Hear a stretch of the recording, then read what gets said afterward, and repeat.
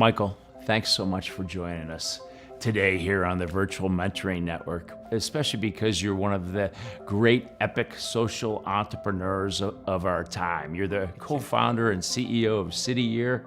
You inspired AmeriCorps, where over 1 million Americans have served. But I think the part that I love the most is that your 25,000 City Corps alums have literally mentored millions of students across this nation. So you're a master of cascading mentorship. What do you think of the concept of mentoring and how that can affect somebody's personal and professional career? I think if you take a look at any successful person and you just sit down with them just for a few minutes and ask them questions about their own life, you scratch that surface, you're going to find that they had extraordinary mentors. And mentoring and that positive developmental relationship between two people is extraordinarily powerful, and it can transform lives. Obviously the lives of the people who are being mentored, as well as the people that are doing the mentoring.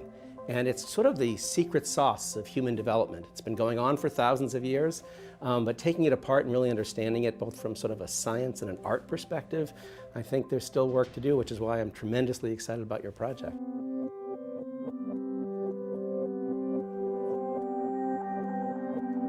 You know, one of the great things is to hear the stories about people's mentors. So I'm curious about a mentor in your life that has impacted you in a significant way. I had a very powerful role model in my father and in my mother. And then once I got out of college, I had the opportunity to work for Leon Panetta when he was a member of Congress. And it was Leon that turned me on to the idea of voluntary national service for young people. And he's been an extraordinary mentor in my life all these past 40 years. Wow. I mean, that's pretty powerful, the combination of your father, your mother, Leon Panetta.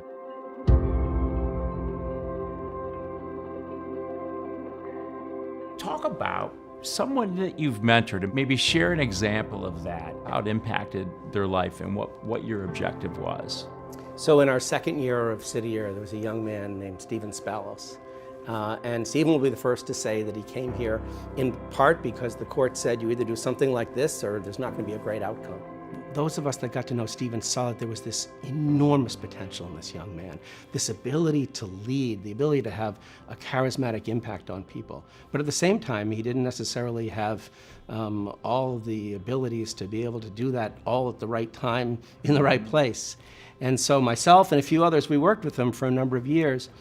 He is an extraordinary leader. He is still in City Year today. In fact, when President Clinton was governor of Arkansas and visited City Year and talked to our young people, it was Stephen Spalos who talked with him and actually gave him his sweatshirt and convinced him that this would be a big idea. And really, AmeriCorps today started because of Stephen Spalos. And that's just remarkable. Stephen today is Senior Vice President of City Year. Wow. And there's hardly a day that I don't walk by his office now, and he mentors me.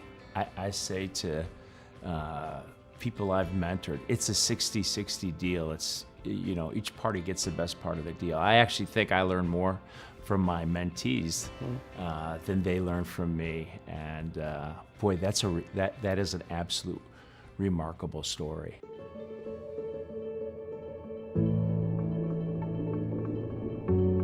Pick a mentor, past, present, or future.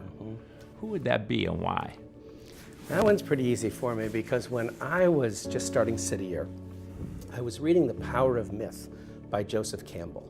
Joseph Campbell, who died just around the time we were starting City Year, so I never had the chance to meet him. He was a professor of world mythology. He studied every conceivable myth, and what are myths but the wisdom of the world? Right. And I think he was able to synthesize this wisdom, and he talked about the hero's journey and the power of myth.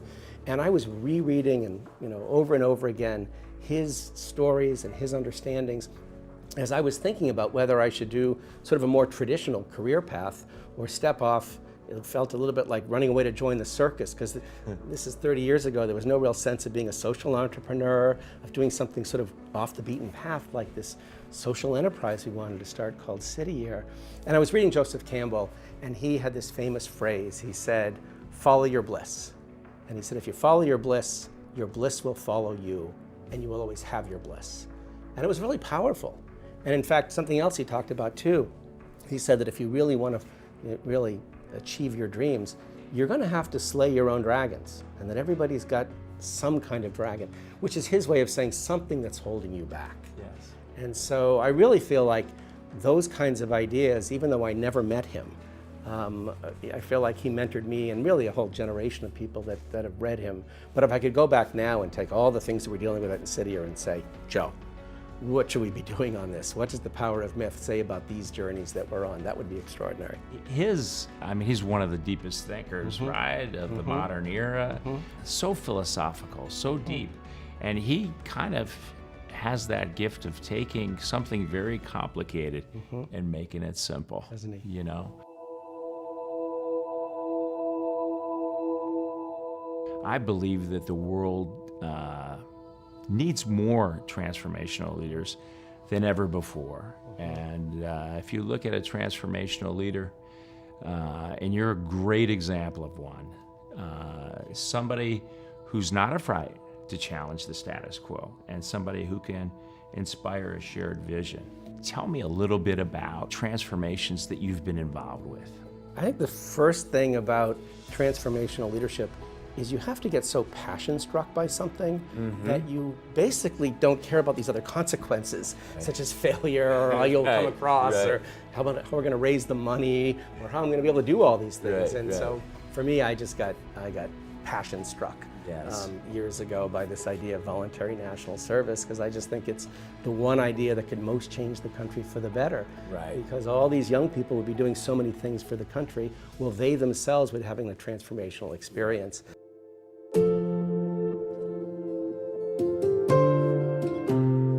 You know, you did a huge partnership with the federal government. That's a very powerful idea. I'm sure a very complicated idea. What were some of the challenges you faced in terms of partnering with the federal government?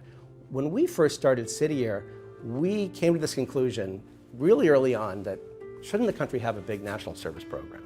And then we began to talk to people, everyday citizens, leaders, people in the private sector, public officials. If you talk to people for a minute about it, they love the idea. I don't care whether they're Democrat or Republican, or whether they're from the East, the West, the South, the North. You talk to them for a minute, it's like, that just makes sense for America. But it's not a voting issue. It would be a big deal to create a large-scale national service program.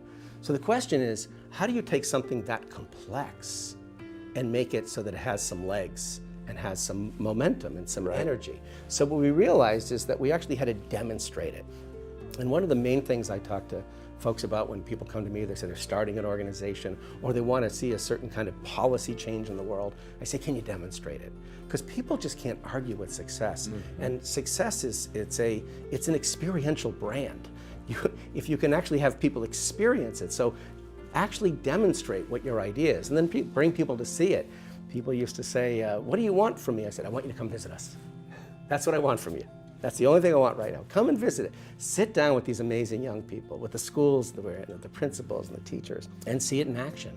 So I think one of the big things about partnering with the federal government was our first federal funds came from the George H.W. Bush administration. There was a remarkable leader named Greg Peters-Meyer who started the Office of National Service in the White House. He came and saw us, and he convinced his boss to put the first federal money available for national service into Cityyear and a few other places. And then Bill Clinton came to see us as a candidate. He sat down with 5 Cityyear Corps members, and that helped to inspire AmeriCorps.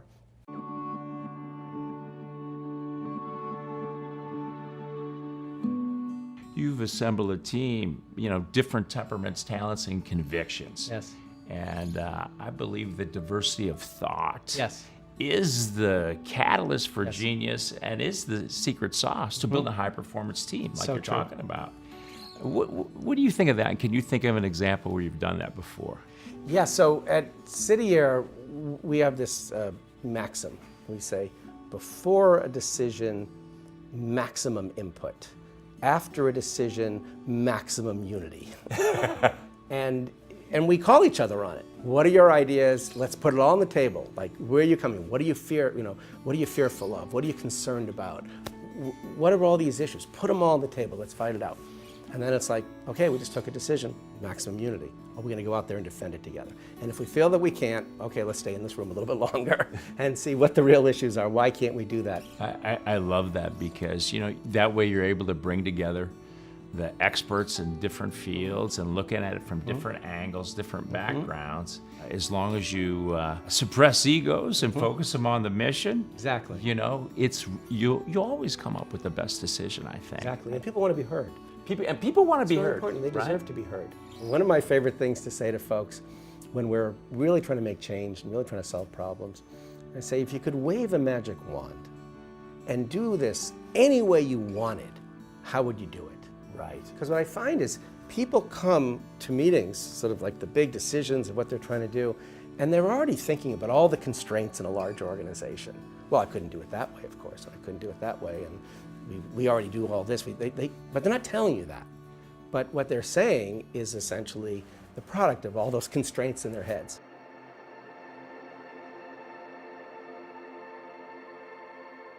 I find that all great leaders have such a powerful network of trusted relationships. I'm not talking about LinkedIn networks. I'm talking about friendships and building trust. And in our lives, we don't have a lot of time, so it's almost how fast can you build trust divided by time. One of the ways is just to be vulnerable with people. And then they will kind of exchange on back. Tell me about maybe what you think of that idea, and have there been times when you've, just taken a chance and been vulnerable? A few years into City, we wrote a little book called Putting Idealism to Work. It's about 150 little bullets of wisdom that we culled from the organization. And one of them is admit mistakes freely. Because if you admit mistakes freely, especially as a leader, it allows others to feel like they can admit mistakes, and we can just get beyond all that and see what really works here. Right. And no one has to sort of feel like I got to cover for this or that. Right. And so I like to go out of my way to say, I used to think of it this way, and I was wrong, and you just proved it right. And I try to remember in meetings, like when something really goes right that someone else had proposed, and I was originally thinking something different. I try to remember, I was on the other side of that one, remember? And you had it the right way, and people appreciate that you remember that. Right. That you're just not incorporating that success to the whole, but there are people that actually took you on and said, I want to do it a different way. It's just such a great role model of collaboration. It's also such a great role model of every idea doesn't have to be mine, even though I'm the CEO. And then also the mere fact of remembering a great idea somebody had, even if it was a small one, and pointing that out. Those are kind of action words for I really appreciate you. I appreciate your thoughts. I think the other thing too is to the degree that it's not about you as the leader. It's about everybody being part of something larger than themselves. Right. And leaders have to get out of the way on those situations. People will do extraordinary things if they believe and truly feel they are part of something larger than themselves or larger than any one leader. And that's what creates enormous commitment, enormous loyalty, enormous resilience, and ultimately breakthrough ideas.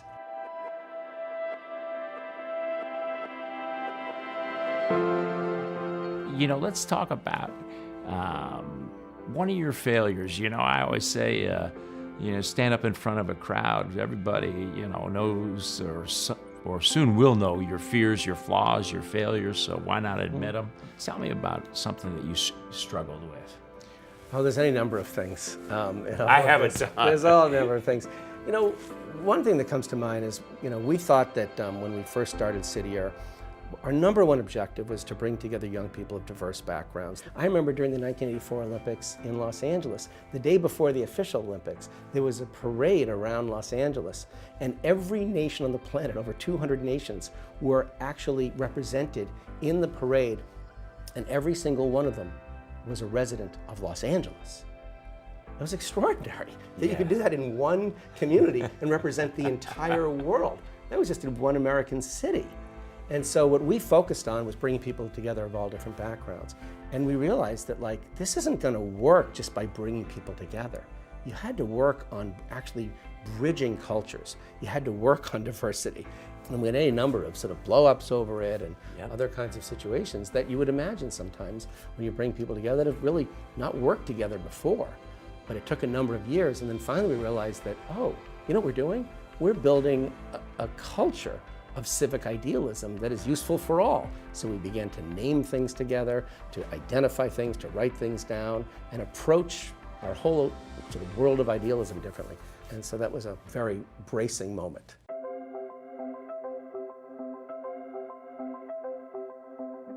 Tell me about another one of the things that you're proud of in terms of City Year. So when we first started City Year, we were trying to demonstrate that young people could do everything, anything the nonprofit sector or government sector needed.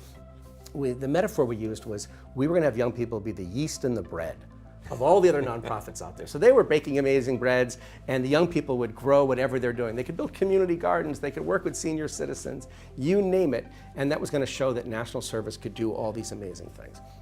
And that was important to the early years and to the development of AmeriCorps to say this is something for many different approaches. But after 10, 15 years of that, we realized that we were really being drawn into schools and that schools really wanted what we were offering, but we weren't doing the same thing in all places. We also realized that our work didn't scale, it didn't aggregate, there were no common metrics. So we were all about showing that national service was important to the country. And in the beginning, it was about showing that young people would actually say yes to this and that the private sector and the government would get behind it. Now people were asking a different question. Can it actually move the needle on something important? Right. Now we turn to young people every day in this country for something important. We call on America's young people to go into the military, to win America's wars, and to protect America's interests. My own nephew is in the National Guard, puts his life on the line. And when he's trained at 18 years of age, they fire live bullets over his head, can be deployed at any time. We take young people incredibly seriously, as we should, in the military sector. And then you take those same young people and you say, can they do important work in domestic service? And people say to me, oh, that's so nice, that program you have, Michael. I say, it's nice, but it can actually get some real things done. So what we decided to do was to retool City Year. You asked the question of like some things that I am proud that our team worked on. Yes. So 10 years ago, instead of doing this sort of platform, we were essentially an elegant operating system for national service, running a series of small apps on any given day. It was like, we'll do this one day and this the next, and it'll all change. We stepped back, and over the course of 3 to 4 years, we built what I would call a killer application for young people in service, to be in high poverty schools from before the first bell until the last kid leaves the after-school program at dusk. It's a 10 to 12-hour day, serving as full-time tutors, mentors, and role models, providing all the things that schools want to have in addition to great teachers and curriculum. High absences, poor behaviors, and course failure in math or English.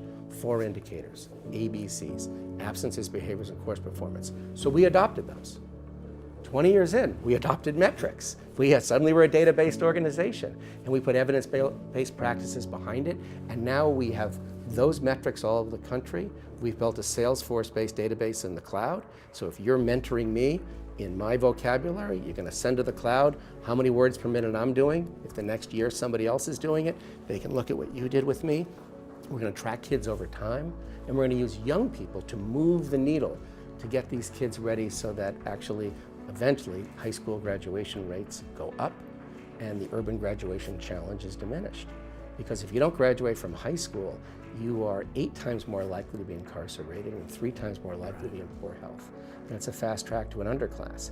We retooled the organization, and in a short period, in 7 years, we doubled in size from the period we got in the first 20 years, based on this new platform of impact.